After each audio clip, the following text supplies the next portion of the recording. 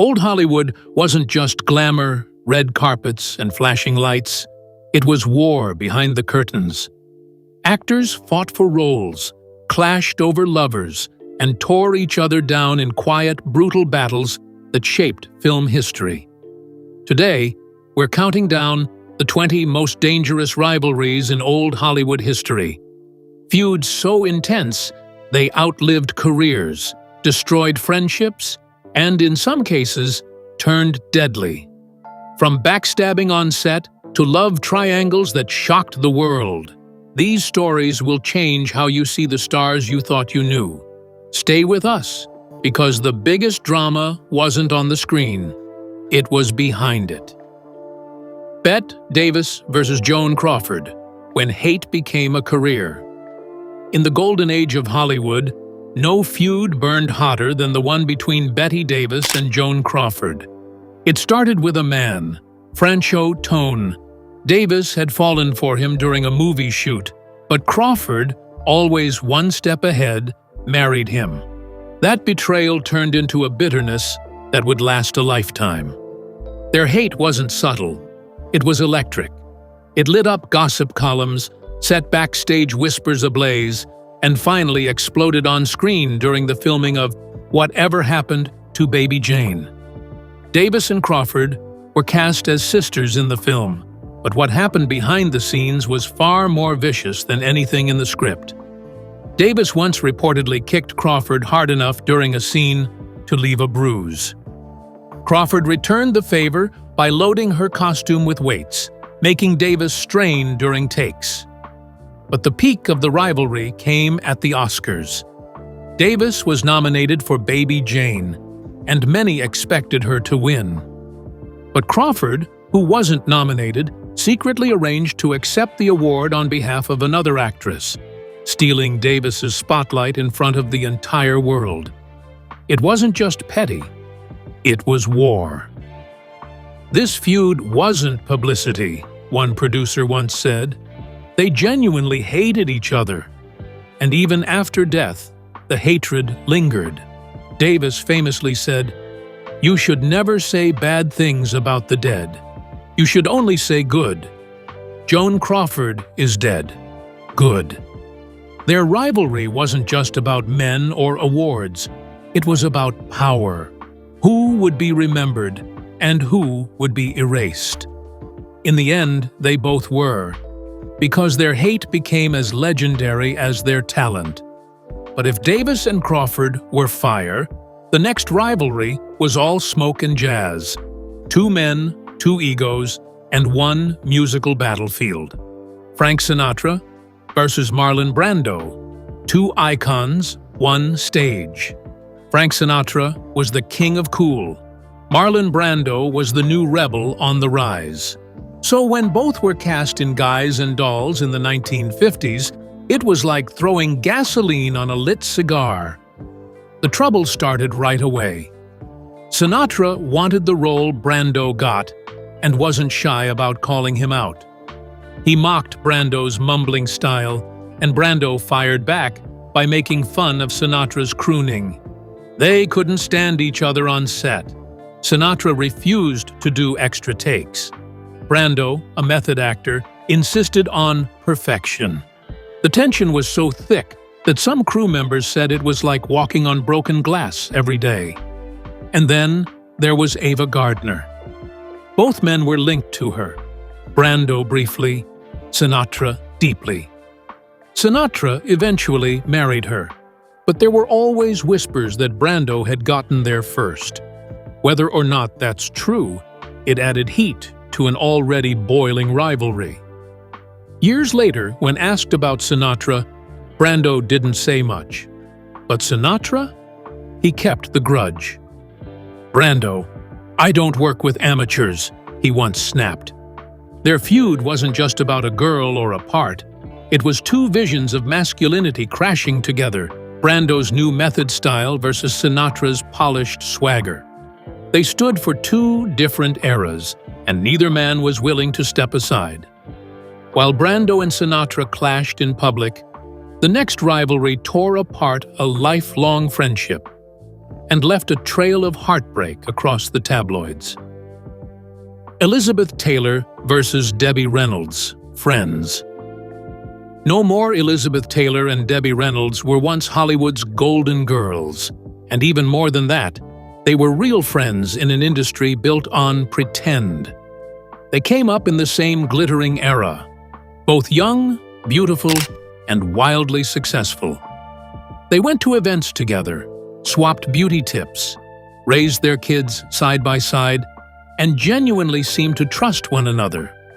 But trust in Hollywood can be as fragile as a camera lens, and it shattered in a way neither woman could have predicted. The unraveling began in 1958, when tragedy struck. Elizabeth's husband, the daring and charismatic producer Mike Todd, died in a horrific plane crash. He was the love of her life, and the loss sent her into a spiral of grief. Debbie, who was married to crooner Eddie Fisher at the time, rushed to comfort her devastated friend. But within months, that comforting turned into something far more intimate. Fisher left Reynolds and moved in with Taylor. In a town full of scandals, this one felt especially cruel. Debbie hadn't just lost her husband, she'd lost him to someone she called a sister. The betrayal rocked not just the tabloids, but the foundations of female friendship across America. Elizabeth was suddenly branded a homewrecker, a femme fatale in real life, while Debbie became the face of heartbreak, grieving, elegant, and abandoned. The headlines were relentless. Paparazzi staked out their homes, talk shows speculated endlessly. For Debbie, the pain was raw. Not only had she lost her husband and her best friend, she had to endure the humiliation in front of the world. Taylor, for her part, tried to justify it. "Mike was gone," she once said. "I was so lonely, and Eddie was there." But the damage was done. The two women didn't speak for years. Hollywood parties, premieres, even benefits.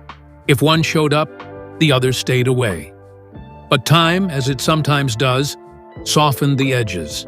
An accidental run-in aboard a cruise ship decades later led to awkward small talk, followed by real conversation, and eventually a reconciliation that surprised even their own children. They didn't just forgive each other. They eventually co-starred in a TV movie called These Old Broads, written by none other than Reynolds' daughter, Carrie Fisher. Reynolds, always quick with a sharp tongue and a soft heart, later joked, "It's hard to stay mad when someone's more beautiful than you." But the pain they both carried was real. Taylor once confessed, "Debbie and I were victims of circumstance. I needed love, and Eddie offered it, but I never meant to hurt her." It wasn't a feud driven by hate. It was born from grief, confusion, and two hearts trying to heal in the public eye. It proved that even the strongest bonds could break under the pressure of fame, love, and loss. And in the end, the world watched not just a rivalry, but a fragile forgiveness that came decades late, but just in time. But while Taylor and Reynolds healed in private, the next rivalry never cooled. It simmered beneath designer gowns and red carpet smiles, as two silver screen sirens fought for love, fame, and every headline Hollywood could throw at them. Ava Gardner versus Lana Turner, the Battle of Bombshells. Ava Gardner and Lana Turner were two of MGM's brightest stars, gorgeous, magnetic, and constantly compared. But behind the glamour was a cold war of competition. They dated many of the same men, most famously Frank Sinatra. The studios often cast them in similar roles too, which only stirred the pot. There were whispers that each actress would reject a role if the other had been considered first. Gardner was known for her fire and independence. Turner had a more polished, studio-managed image. Fans and executives alike loved to pit them against each other, even if the feud was never loudly spoken.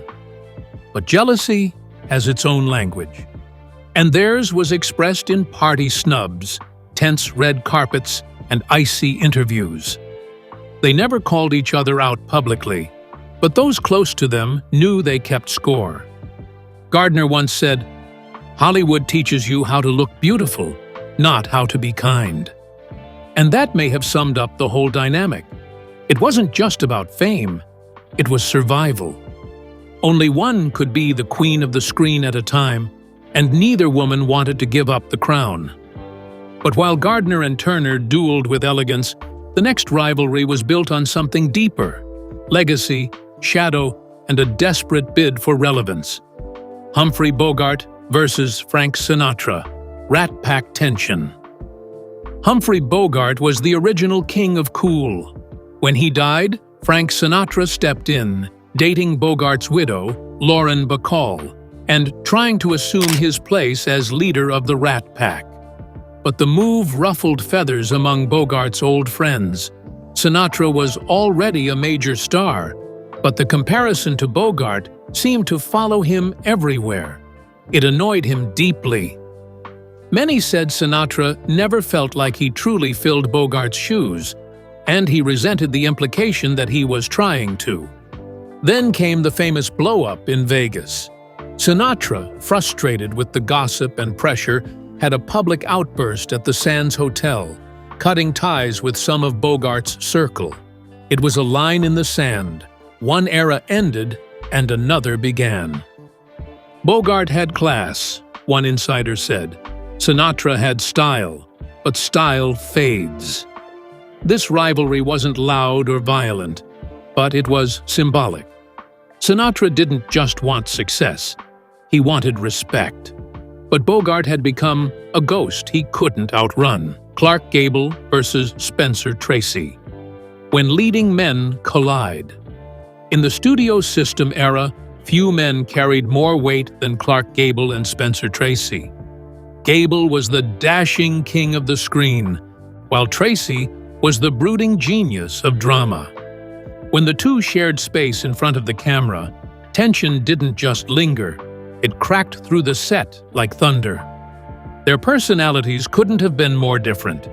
Gable had charisma, charm, and a swagger that won over both audiences and executives. Tracy, on the other hand, didn't play the fame game. He was quiet, intensely focused, and walked into a room with the kind of presence that demanded respect without needing to speak. When they worked together, it was a chess match. Every line, every gesture, every moment became a silent competition. Gable's ego was massive, but Tracy's subtle dominance drove him crazy.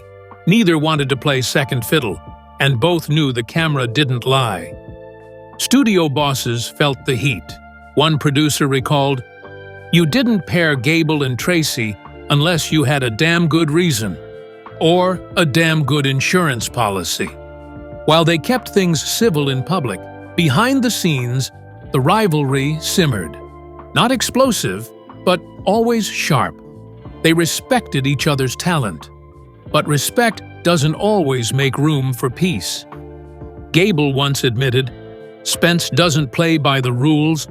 That's what makes him dangerous." But perhaps that danger was what made both men so good. They kept each other sharp in a town that dulled most blades. James Dean versus Marlon Brando. The rebel and the original. James Dean was the new face of youth rebellion, sensitive, damaged, and magnetic. But before Dean came Marlon Brando, the original outsider, a man who broke all the rules and still ended up with an Oscar. So when Dean rose to fame, the comparisons were instant and brutal. Dean worshipped Brando. He copied his clothes, his mannerisms, even his bike. He once followed Brando to acting classes just to sit in the back and watch. But Brando didn't want a fan. He wanted distance. When Dean tried to get close, Brando pushed back hard. "I don't like being imitated," Brando once said, especially when it's done that well. Dean was crushed. But rather than give up, he channeled that pain into his work. That made things worse. Brando saw himself reflected in Dean, and he didn't like the mirror. They never worked together, but their rivalry played out in headlines, casting rooms, and Oscar predictions. The tragedy was that Dean died so young. At 24, he was frozen in time, forever the rebel without a cause. Brando, meanwhile, kept acting, but never shook off the shadow of a young man who wanted to be just like him. In the end, Brando didn't just lose a rival. He lost a reflection of his younger self. Hedda Hopper versus Luella Parsons. Gossip's Cold War. There was no rivalry in old Hollywood more ruthless or more feared than Hedda Hopper versus Luella Parsons. They weren't actors, they were gossip columnists. But in the 1930s and 40s, that meant they had more power than most studio heads.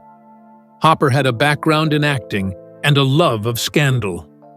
Parsons had Hearst's empire behind her and the loyalty of Hollywood's elite.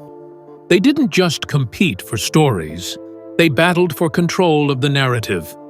And they were willing to destroy careers to win.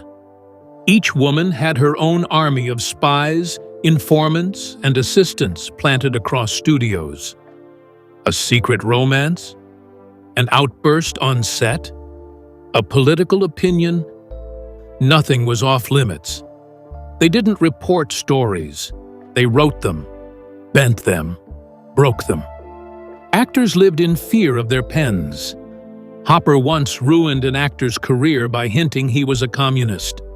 Parsons retaliated by protecting her favorites and blacklisting those who crossed her. The feud between them became a war of reputation. They weren't women with opinions, one actress said. They were storm clouds with typewriters. And while Hollywood changed, their rivalry didn't. Even as their columns lost power in the 50s, they held on. Two titans refusing to blink, even as the lights dimmed. Joan Fontaine versus Olivia de Havilland. Sisterhood broken.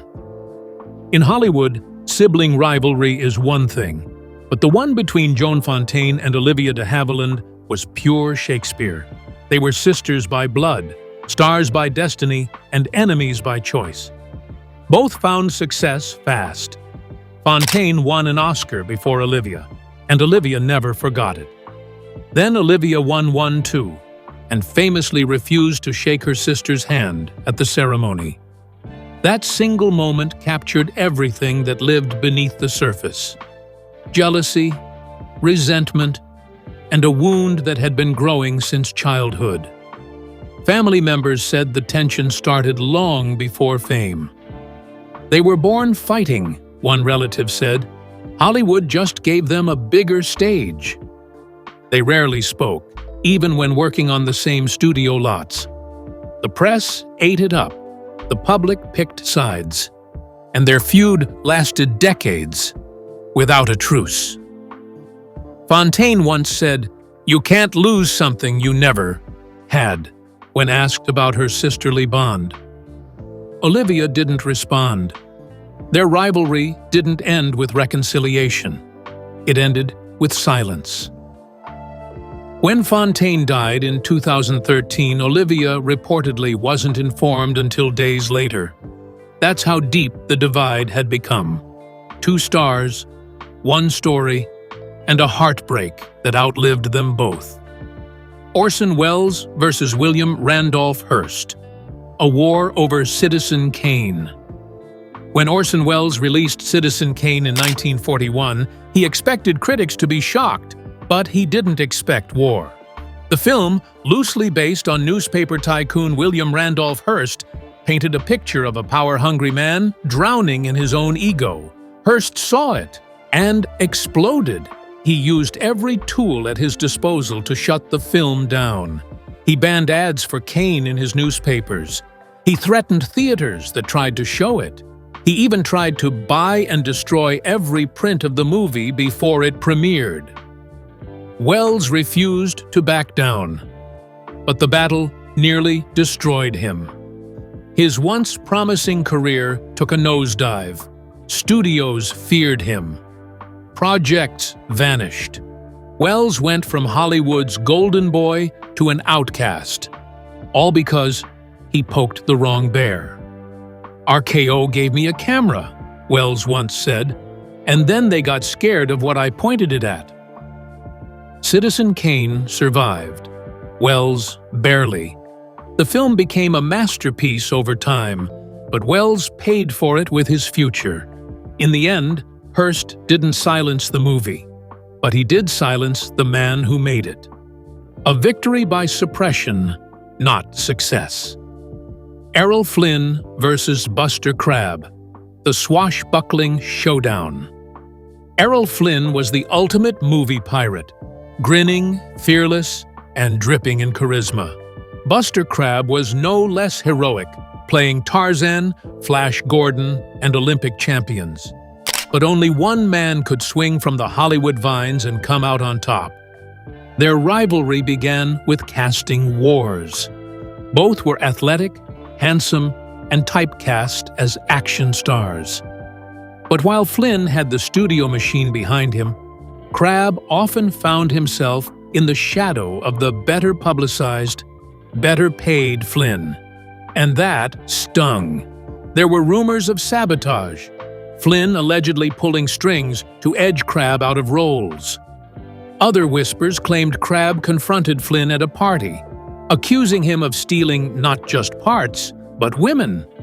Because off-screen, their competition was just as fierce. Both men had reputations for romance and weren't shy about flaunting it. Flynn's fame soared. Crabbe's didn't.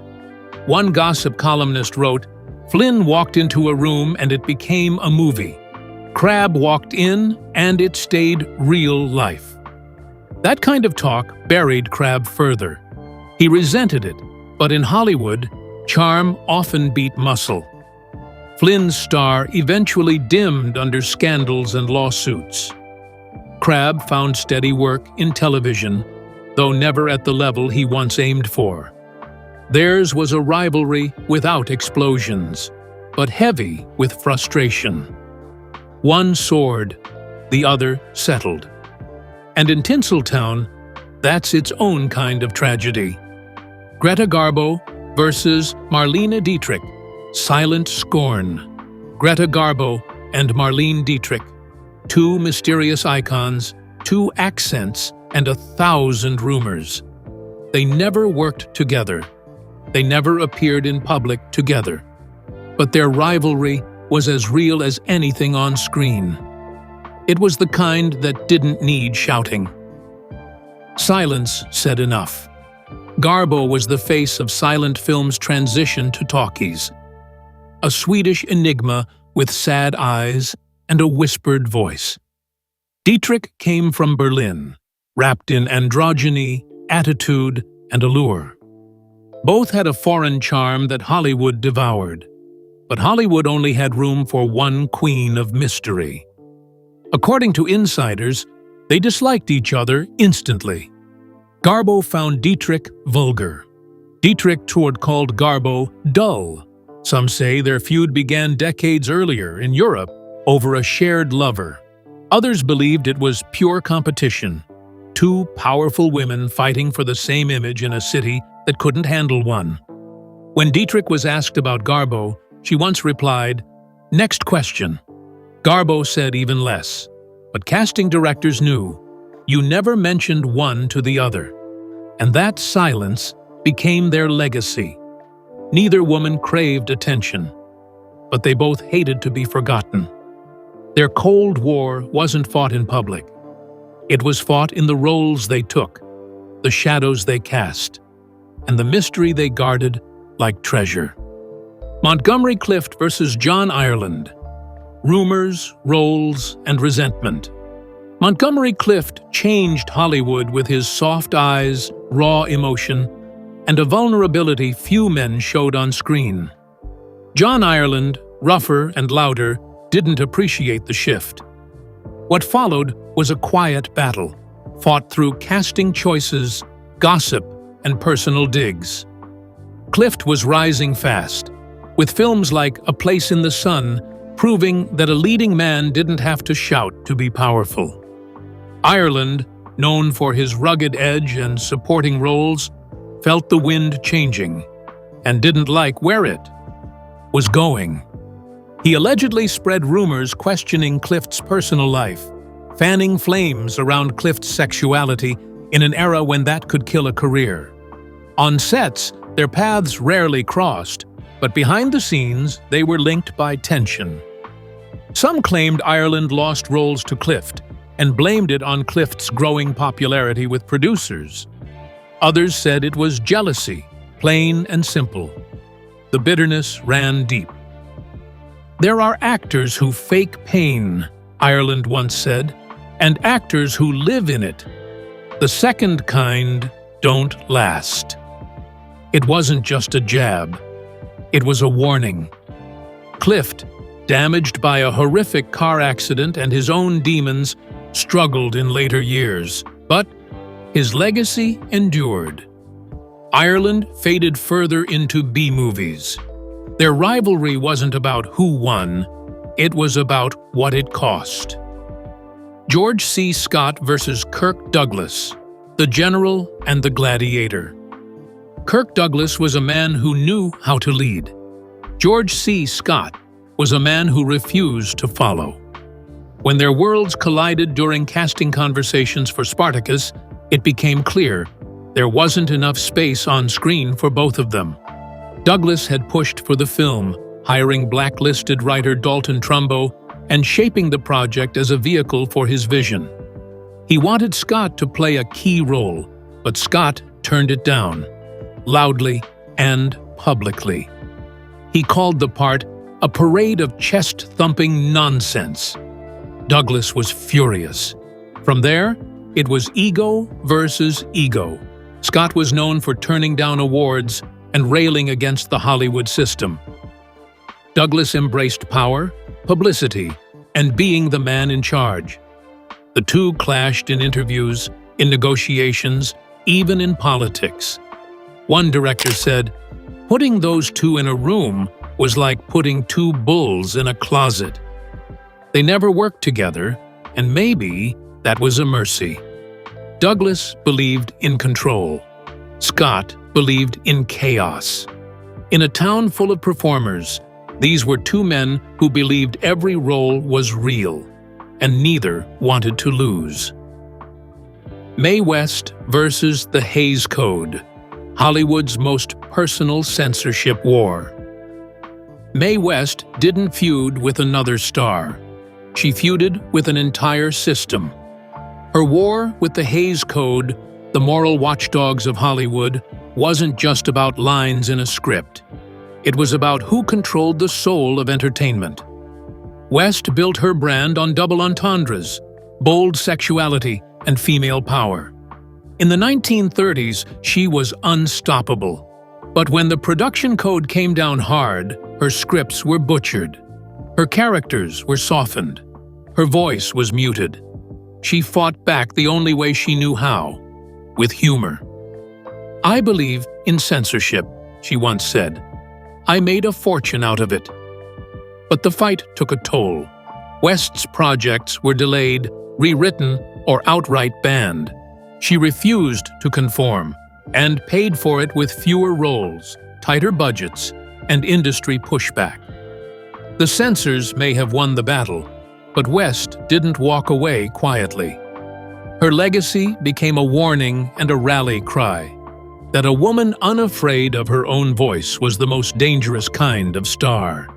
And even in silence, she was heard. Old Hollywood may be gone, but its rivalries still echo today. These weren't just stars. They were fighters. Thanks for watching. If you enjoyed this countdown, hit that like button, subscribe for more legendary drama, and let us know which rivalry shocked you most. Until next time, stay curious, stay cinematic.